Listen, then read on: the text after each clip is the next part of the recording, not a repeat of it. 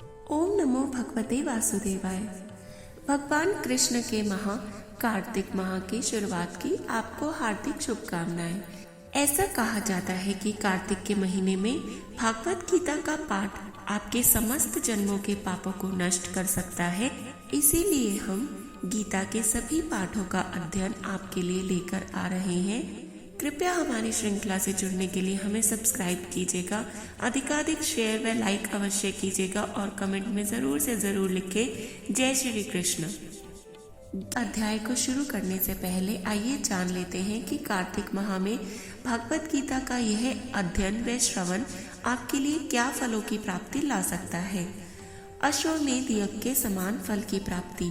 ऐसा माना जाता है कि कार्तिक मास में केवल एक बार श्रीमद् भगवत गीता का पाठ करने से व्यक्ति को गोदान के समान फल की प्राप्ति होती है, और जो व्यक्ति कार्तिक मास में प्रतिदिन भगवत गीता का पाठ करता है उसे अश्वमेध यज्ञ करने के समान फल की प्राप्ति होती है। मोक्ष की प्राप्ति। धार्मिक दस्तावेजों के अनुसार जो व्यक्ति पवित्र कार्तिक मास के दौरान प्रतिदिन श्रीमद् भगवत गीता का पाठ करता है वह जन्म और मृत्यु के चक्र से मुक्त हो जाता है और निश्चित रूप से उसकी आत्मा को वैकुंठ में स्थान मिलता है, जो स्वयं भगवान विष्णु का ही निवास स्थान है। जीवन में संतुलन की स्थापना। जिस तरह अत्यधिक गतिविधियां हमें थका देती हैं, उसी तरह आलस्य हमें आलसी बनने के लिए मजबूर करता है। जीवन में सक्रियता और आलस्य के बीच स्वस्थ संतुलन बनाए रखना आवश्यक है। भगवत गीता हमें भोजन, व्यायाम और विश्राम को संतुलित करने की और रखने की सलाह देती है। यह अज्ञानता का नाश करता है। हम जीवन में विभिन्न परिस्थितियों से डरते हैं क्योंकि हम नहीं जानते कि क्या स्थायी है और क्या क्षणिक है। भगवत गीता हमें अज्ञानता पर नियंत्रण रखने के लिए ज्ञान प्रदान करती है। यह हमारा मार्गदर्शन करती है और हमारी लगातार बदलती दुनिया में सच्ची खुशी केवल आत्म जागरूकता के माध्यम से प्राप्त की जा सकती है, जो केवल भगवत गीता पढ़ने से ही आती है। तो आइए इतने सब फलों की प्राप्ति देने वाले इस पाठ का अध्ययन शुरू करते हैं। शुरू करने से पहले एक बार भगवान कृष्ण का स्मरण कर लेते हैं। ओम नमो भगवते वासुदेवाय। परम भगवान श्री कृष्ण ने कहा, मैंने इस शाश्वत ज्ञान योग का उपदेश सूर्यदेव विवस्वान को दिया और विवस्वान ने मनु को, और फिर इसके बाद मनु ने इसका उपदेश इक्ष्वाकु को दिया। हे शत्रुओं के दमन करता, इस प्रकार राज ऋषियों ने सतत गुरु परंपरा पद्धति द्वारा ज्ञान योग की विद्या प्राप्त की, किंतु अनंत युगों के साथ यह विज्ञान संसार से लुप्त हो गया ऐसा प्रतीत होता है। उसी प्राचीन गूढ़ योग ज्ञान को आज मैं तुम्हारे सम्मुख प्रकट करता हूँ। क्योंकि तुम मेरे मित्र एवं मेरे भक्त हो, इसलिए तुम इस दिव्य ज्ञान को समझ सकते हो। अर्जुन ने कहा, आपका जन्म विवस्वान के बहुत बाद हुआ, तब मैं फिर यह कैसे मान लूं कि प्रारंभ में आपने उन्हें इस ज्ञान का उपदेश दिया था। भगवान ने कहा, तुम्हारे और मेरे अनंत जन्म हो चुके हैं, किंतु हे परंतप तुम उन्हें भूल चुके हो, जबकि मुझे उन सब का स्मरण है। यद्यपि मैं अजन्मा और समस्त जीवों का स्वामी और अविनाशी प्रकृति का हूँ, तथापि मैं इस संसार में अपनी दिव्य शक्ति योग माया द्वारा प्रकट होता हूँ। जब जब धरती पर धर्म का पतन और अधर्म में वृद्धि होती है, तब तब मैं पृथ्वी पर अवतार लेता हूँ। भक्तों का उद्धार और दुष्टों का विनाश करने और धर्म की मर्यादा पुनः स्थापित करने के लिए मैं प्रत्येक युग में प्रकट होता हूँ। हे अर्जुन, जो मेरे जन्म एवं कर्मों की दिव्य प्रकृति को जानते हैं, वे शरीर छोड़ने पर संसार में पुनः जन्म नहीं लेते, अपितु मेरे नित्य धाम को प्राप्त करते हैं। आसक्ति, भय और क्रोध से मुक्त होकर पूर्ण रूप से मुझ में तल्लीन होकर मेरी शरण ग्रहण कर भूतकाल में अनेक लोग मेरे ज्ञान से पवित्र हो चुके हैं और इस प्रकार से उन्होंने मेरा दिव्य प्रेम प्राप्त किया है। जिस भाव से लोग मेरी शरण ग्रहण करते हैं उसी भाव के अनुरूप मैं उन्हें फल देता हूँ।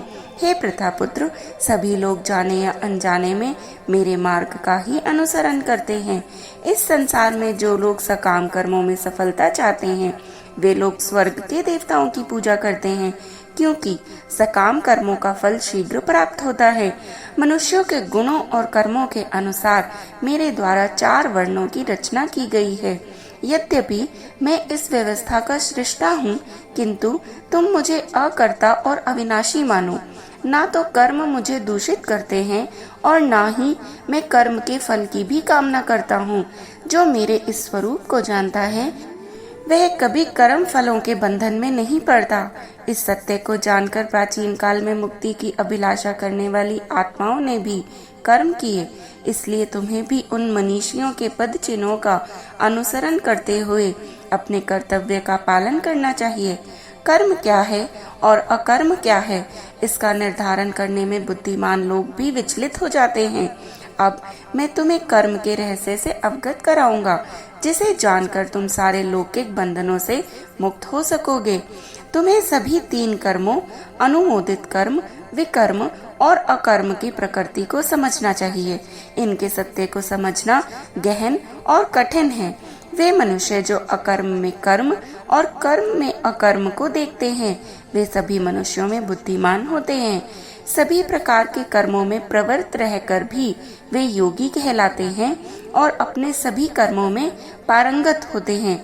जिन मनुष्यों के समस्त कर्म सांसारिक सुखों की कामना से रहित हैं तथा जिन्होंने अपने कर्म फलों को दिव्य ज्ञान की अग्नि में भस्म कर दिया है, उन्हें आत्मज्ञानी संत बुद्धिमान कहते हैं। अपने कर्मों के फलों की आसक्ति को त्याग कर ऐसे ज्ञानी जन सदा संतुष्ट रहते हैं और बाह्य आश्रयों पर निर्भर नहीं होते। कर्मों में संलग्न रहने पर भी वे वास्तव में कोई कर्म नहीं करते। ऐसे ज्ञानी जन फल की आकांक्षाओं और स्वामित्व की भावना से मुक्त होकर अपने मन और बुद्धि को संयमित रखते हैं और शरीर से कर्म करते हुए भी कोई पाप अर्जित नहीं करते। वे जो अपने आप स्वतः प्राप्त हो जाए उसमें संतुष्ट रहते हैं। ईर्ष्या और द्वैत भाव से मुक्त रहते हैं। वे सफलता और असफलता दोनों में संतुलित रहते हैं। वे सभी प्रकार के कार्य करते हुए कर्म के बंधन में नहीं पड़ते। वे सांसारिक मोह से मुक्त हो जाते हैं और उनकी बुद्धि दिव्य ज्ञान में स्थित हो जाती है, क्योंकि वे अपने सभी कर्म यज्ञ के रूप में भगवान के लिए संपन्न करते हैं और इसलिए वे कार्मिक प्रतिक्रियाओं से मुक्त रहते हैं। जो मनुष्य पूर्णतया भगवत चेतना में तल्लीन रहते हैं उनका हवन ब्रह्म है, हवन सामग्री ब्रह्म है और करछल जिसे आहुति डाली जाती है वह ब्रह्म है, अर्पण कार्य ब्रह्म है और यज्ञ की अग्नि भी ब्रह्म है। ऐसे मनुष्य जो प्रत्येक वस्तु को भगवान के रूप में देखते हैं वे सहजता से उसे पा लेते हैं। कुछ योगी सांसारिक पदार्थों की आहुति देते हुए यज्ञ द्वारा देवताओं की पूजा करते हैं। अन्य लोग जो वास्तव में आराधना करते हैं वे परम सत्य ब्रह्म रूपी अग्नि में आत्माहुति देते हैं। कुछ योगी जन श्रवण आदि क्रियाओं और अन्य इंद्रियों को संयम रूपी यज्ञ की अग्नि में स्वाहा कर देते हैं और जबकि कुछ अन्य शब्दादि क्रियाओं और इंद्रियों के अन्य विषयों को इंद्रियों के अग्नि रूप यज्ञ में भेंट चढ़ा देते हैं। दिव्य ज्ञान से प्रेरित होकर कुछ योगी संयमित मन की अग्नि में अपनी समस्त इंद्रियों की क्रियाओं और प्राण शक्ति को भस्म कर देते हैं। कुछ लोग यज्ञ के रूप में अपनी संपत्ति को अर्पित करते हैं, कुछ अन्य लोग यज्ञ के रूप में कठोर तपस्या करते हैं और कुछ लोग यज्ञ के रूप में अष्टांग योग का अभ्यास करते हैं, जबकि अन्य लोग यज्ञ के रूप में वैदिक ग्रंथों का अध्ययन और ज्ञान पोषित करते हैं, जबकि कुछ कठोर प्रतिज्ञाएं करते हैं। कुछ अन्य लोग भी हैं जो बाहर छोड़े जाने वाली श्वास को अंदर भरे जाने वाली श्वास में, जबकि अन्य लोग अंदर भरी जाने वाली श्वास को बाहरी श्वास में रोककर यज्ञ के रूप में अर्पित करते हैं। कुछ प्राणायाम की कठिन क्रियाओं द्वारा भीतरी और बाहरी श्वासों को रोककर प्राण वायु को नियंत्रित कर उसमें पूरी तरह से आत्मसात हो जाते हैं। कुछ योगी जन अल्प भोजन कर श्वासों को यज्ञ के रूप में प्राण शक्ति में अर्पित कर देते हैं। सब प्रकार के यज्ञों को संपन्न करने के परिणाम स्वरूप योग साधक अपनी अशुद्धता को शुद्ध करते हैं। इन यज्ञों का रहस्य जानने वाले और इनका अनुष्ठान करने वाले इन यज्ञों के अवशेष जो कि अमृत के समान होते हैं, उनका आस्वादन कर परम सत्य की ओर बढ़ते हैं। हे कुरुश्रेष्ठ, जो लोग यज्ञ नहीं करते वे न तो इस संसार में और न ही अगले जन्म में सुखी रह सकते हैं। विभिन्न प्रकार के इन सभी यज्ञों का वर्णन वेदों में किया गया है और इन्हें विभिन्न कर्मों की उत्पत्ति का रूप मानो। यह ज्ञान तुम्हें माया के बंधन से मुक्त करेगा। हे शत्रुओं के दमन करता, ज्ञान युक्त होकर किया गया यज्ञ किसी प्रकार के भौतिक या द्रव्य यज्ञ से श्रेष्ठ है। हे पार्थ, अंततः सभी यज्ञों की पराकाष्ठा दिव्य ज्ञान में होती है। आध्यात्मिक गुरु के पास जाकर सत्य को जानो। विनम्र होकर उनसे ज्ञान प्राप्त करने की जिज्ञासा प्रकट करते हुए ज्ञान प्राप्त करो और उनकी सेवा करो। ऐसा सिद्ध संत तुम्हें दिव्य ज्ञान प्रदान कर सकता है, क्योंकि वह परम सत्य की अनुभूति कर चुका होता है। इस मार्ग का अनुसरण कर और गुरु से ज्ञान अवस्था प्राप्त करने पर हे अर्जुन, तुम कभी मोह में नहीं पड़ोगे, क्योंकि इस ज्ञान के प्रकाश में तुम यह देख सकोगे कि सभी जीव परमात्मा का अंश हैं और वे सब मुझ में स्थित हैं। जिन्हें समस्त पापों को महापापी समझा जाता है, वे भी दिव्य ज्ञान की नौका में बैठकर संसार रूपी सागर को पार करने में समर्थ हो सकते हैं।